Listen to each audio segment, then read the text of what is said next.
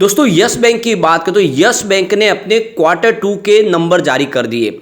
यानी इस रिजल्ट के अंदर बहुत सारे पॉजिटिव आंकड़े हैं और इसका पॉजिटिव असर भी स्टॉक के अंदर देखने को मिला आज। लेकिन बाद में देख सकते हो कि जिस तरह से बाजार में ज़बरदस्त गिरावट हुई, बैंकिंग शेयरों में भारी गिरावट हुई, उसका असर यहाँ पर भी कुछ देखने को मिला और स्टॉक की क्लोजिंग निगेटिव रही है। लेकिन नंबर बहुत ही शानदार है। आंकड़े जो है इशारा करेंगे इस बार जो Q2 का रिजल्ट होगा वो बहुत ही बेहतर रह सकता है।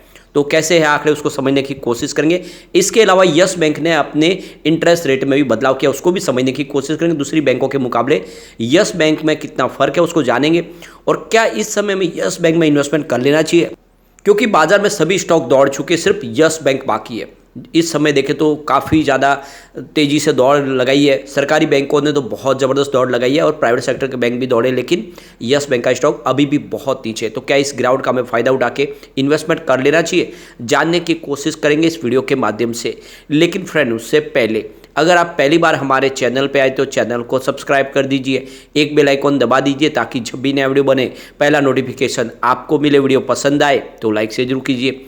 चलो फ्रेंड्स वीडियो स्टार्ट करते हैं। मैं हूँ आपका दोस्त एस.बी. दवे और हमारे अपने चैनल ऑनलाइन कमाई में आपका बहुत बहुत स्वागत है।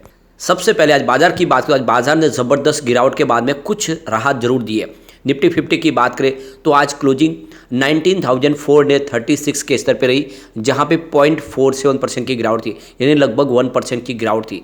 लेकिन दिन में ये गिरावट 1% तक पहुंच गई थी। तो इसके पीछे वजह की जो इंटरनेशनल मार्केट में क्लोजिंग थी वो सारी की सारी निगेटिव थी। लगभग 1% 1.5% की भारी गिरावट के साथ में इंटरनेशनल मार्केट ने क्लोजिंग दी, तो उसका असर देखने को मिला। हमारे बाजार में निगेटिव शुरुआत हुई और उसके बाद में गिरावट बढ़ती गई और एक काफ़ी बड़ी गिरावट हुई। लेकिन अंत में देखें तो कुछ राहत मिली है, जो गिरावट है वो थोड़ी सी थमी है और इंटरनेशनल मार्केट के मुकाबले हमारी गिरावट आ रही है। अब यहाँ पे निफ्टी बैंक की बात करें तो 43,964 के स्तर पे क्लोजिंग थी, जहाँ पे देख सकते हो कि करीब 0.98% की गिरावट थी। 435 पॉइंट की बड़ी गिरावट हो गई, लगभग 1% की गिरावट है निफ्टी बैंक में। तो ये बाजार के मुकाबले डबल है। निफ्टी पीएसयू बैंक में तो आज बहुत भारी गिरावट हुई है। 5,230 के स्तर पे देख सकते हो कि 2.83% की बहुत बड़ी गिरावट है, लगभग 3% के आसपास की गिरावट है। तो जैसे कि सरकारी बैंक पिछले दिनों बहुत ज़बरदस्त दौड़े थे, ऐसे में यहाँ पे प्रॉफिट बुकिंग तो आनी थी और ये भारी प्रॉफिट बुकिंग आ गई, क्योंकि स्टॉक भी बहुत रॉकेट की गति से दौड़े थे। निफ्टी प्राइवेट बैंक की बात करें तो 22,766 के स्तर पे करीब 0.98% की गिरावट थी, लगभग 1% के आसपास की गिरावट थी निफ्टी प्राइवेट बैंक पे। और इसी वजह से यस बैंक के स्टॉक में जो तेजी थी वो थोड़ी सी जाती हुई दिखाई दी। स्टॉक की शुरुआत 17.20 पर हुई, बिल्कुल फ्लैट शुरुआत हुई 17.20 के आसपास। और जैसे कि कुछ आंकड़े निकल कर आए, पॉजिटिव आंकड़े थे रिजल्ट के, इसकी वजह से 17.50 का इसने इंट्राडे में हाई भी बनाया। लेकिन जैसे कि पूरा बैंकिंग शेयर दबाव में आ गया, इसका असर यहाँ पे देखने को मिला और इसने 17.05 का लो बनाया।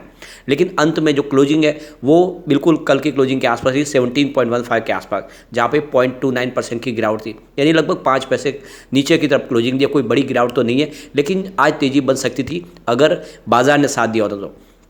पिछले कुछ दिनों से स्टॉक नेगेटिव जोन में ही है। 26 सितंबर की बात करें स्टॉक की क्लोजिंग 17.35 के आसपास थी, 0.6% की गिरावट हुई थी। 27 सितंबर की बात करें स्टॉक की क्लोजिंग 17.35 के आसपास रही, कोई भी अप डाउन देखने को नहीं मिला। 28 सितंबर की अगर हम बात करें तो क्लोजिंग 17.25 के आसपास, जहाँ पे 0.6% की गिरावट थी। और 29 सितंबर को फिर से फ्लैट क्लोजिंग रही 17.25 के आसपास ही। और 3 अक्टूबर को 17.20 के आसपास क्लोजिंग थी, 0.3% की गिरावट के साथ। तो देख सकते हो कि फिलहाल स्टॉक दबाव में दिखाई दे रहा है। अब यहाँ पे आज जो बाजार का सबसे बुरी खबर है कि आज एफआई ने बाजार में बहुत भारी बिकवाली कर दी है। आज देख सकते हो उन्होंने 9,848 करोड़ का नया इन्वेस्टमेंट किया, लेकिन सामने 14,272 करोड़ की ज़बरदस्त बिकवाली की। और ये देख सकते हो कि इस महीने की शुरुआत में ही बहुत भारी बिकवाली हुई है। करीब 4,424 करोड़ का ज़बरदस्त माल बेचा है। कल देख सकते उन्होंने 2,000 करोड़ की बिकवाली की थी, लेकिन आज ये आंकड़ा डबल हो चुका है और यही बाजार के लिए चिंताजनक बात है। एफआई बहुत बिकवाली कर रहे हैं।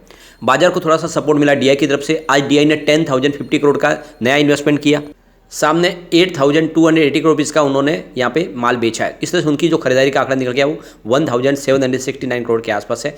तो ये 1,700 करोड़ का उन्होंने नया माल खरीदा, लेकिन ये आंकड़ा बहुत कम है क्योंकि जो बिकवाली है उनकी 4,000 करोड़ के आसपास है। इसी वजह से आज बाजार में गिरावट हुई। तो डीआई बाजार को संभालने की कोशिश करे, लेकिन उनकी अभी जितनी खरीदारी है उसके सामने बिकवाली बहुत ज़्यादा है एफआई की।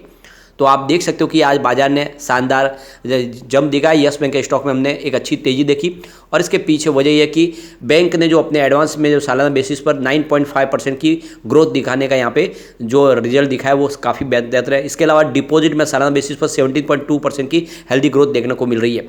तो जून तिमाही में बैंक के एडवांस और डिपॉजिट ग्रोथ देखने को मिला, वो काफ़ी शानदार है। इसकी जानकारी एक्सचेंज को दी गई है। तो यस बैंक का टोटल लोन और एडवांस सालाना दर पर 9.5% बढ़कर करीब 2,10,576 करोड़ रुपए तक पहुंच गया है, जबकि पिछले साल सेम क्वार्टर में यह 1,92,300 करोड़ के आसपास था। वही बैंक का कुल डिपॉजिट सालाना दर पर 17.2% की वृद्धि के साथ 2,34,360 करोड़ तक पहुंच गया है, जो पिछले साल 2,21,000 करोड़ के आसपास था। तो दोनों में ही बहुत ही शानदार वृद्धि हुई है। तिमाही आधार पर जून तिमाही में लोन व एडवांस में देख सकते हो कि जून में तिमाही में करीब 2,02,4 करोड़ के आसपास था, जिसकी तुलना में 5.2% की ग्रोथ देखने को मिल रही है। तो क्वार्टर ऑन क्वार्टर बेसिस पे भी अच्छी खासी वृद्धि हुई है और ईयर बेसिस पे तो शानदार हुई है। डिपॉजिट में भी 6.9% की ग्रोथ देखने को मिल रही है। तो ये जो आंकड़े बहुत उत्साहवर्धक है, चाहे आप ईयर ऑन बेसिस पे देख लें, क्वार्टर ऑन क्वार्टर बेसिस पे देख लें, तो कंपनी का डिपॉजिट और एडवांस दोनों में ही ज़बरदस्त वृद्धि हुई है और इस वजह से कह सकते हैं कि इस बार जो रिजल्ट होगा वो बहुत ही बेहतर हो सकता है।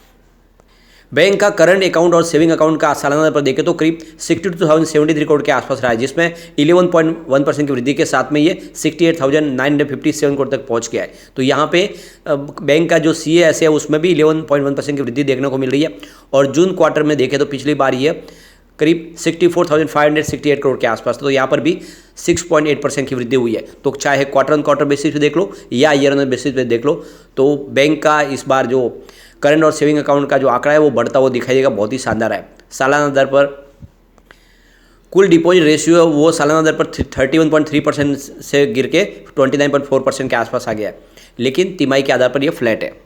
इसके अलावा यस बैंक ने कहा है कि उसका क्रेडिट टू डिपॉजिट रेशियो जो लोन के रूप में डिपॉजिट के रूप में रेशियो का सुझाव देता है, सितंबर तिमाही में 89.9% के आसपास रहा, जबकि जून तिमाही में ये 91.3% के आसपास था और पिछले साल की समान तिमाही में देखें तो ये 96.1% के आसपास था। क्वार्टर 2 में कंसोलिडेटेड लिक्विडिटी कवरेज रेशियो यानी LCR 116.7% के आसपास आ गया है। यह एक साल पहले समान तिमाही में 103.9% के आसपास था। तो कुल मिलाकर देखो यस बैंक की सेहत में ज़बरदस्त सुधार हुआ और ये क्वार्टर 2 के जो नंबर है ये काफ़ी शानदार है और ये इशारा करेगा क्वार्टर 2 का रिजल्ट बहुत ही ज़बरदस्त रह सकता है। बैंक का जो NPA है देखिए, ग्रॉस NPA 13.4% के आसपास था पिछले एक साल पहले, वो 2% पे आसपास आ गया। तो काफ़ी शानदार तरीके से तो इसमें गिरावट देखने को मिल रही है।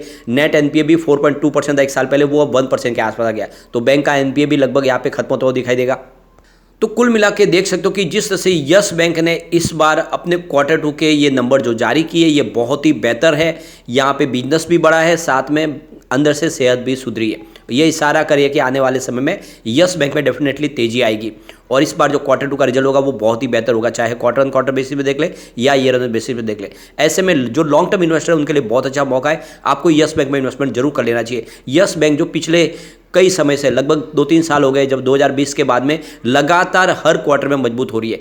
इसके बावजूद भी देखें तो जो बहुत सारे जो ब्रोकरेज हाउस है वो लगातार सेल के टारगेट है, उनके हिसाब से एसेट क्वालिटी में कोई सुधार नहीं हो रहा है, उनको बहुत सारी और कमजोरियां दिखाई देती है। लेकिन अगर आप अच्छे से समझेंगे तो यस बैंक बहुत मजबूत हो चुकी है और इसका बड़ा सबसे सबूत अगर आप देखें तो जितने डिजिटल ट्रांजेक्शन होते हैं इंडिया में उसमें हर 3 में से 1 ट्रांजेक्शन यस बैंक के माध्यम से हो रहा है। तो आप समझ ही सकते हो कि कितनी शानदार टेक्नोलॉजी के दम पे ये कंपनी आगे बढ़ रही है और मैनेजमेंट में बहुत सारे बदलाव किए गए, नया मैनेजमेंट, नई टीम आ रही है, बहुत सारे फैसले लिए जा रहे हैं जो बहुत ज़्यादा पॉजिटिव है। ऐसे में अगर आप लॉन्ग टर्म इन्वेस्टर है तो यस बैंक में इन्वेस्टमेंट का बिल्कुल सही मौका है। बहुत ही कम प्राइस में यस बैंक का स्टॉक मिल रहा है। आप ये समझ ही सकते हो कि आने वाले समय ये स्टॉक के अंदर वो पोटेंशियल है कि ये आराम से 3 डिजिट में जाएगा और अगर आप इसको लॉन्ग टर्म के लिए होल्ड कर लेते 5-10 साल तो ये 4 डिजिट में भी जा सकता है। तो ऐसे में लॉन्ग टर्म का निर्णय लेके आपको यस बैंक में इसी समय इन्वेस्टमेंट कर लेना चाहिए। लेकिन फ्रेंड, कोई भी इन्वेस्टमेंट करने से पहले अपने फाइनेंशियल एडवाइजर से बढ़ाई ले ले या अपना खुद का रिसर्च करें, क्योंकि मैंने वीडियो आपके एजुकेशनल पर्पज के लिए ही बनाया। वीडियो पसंद आए तो लाइक से जरूर कीजिए और चैनल को सब्सक्राइब कर दीजिए। Thank you friend.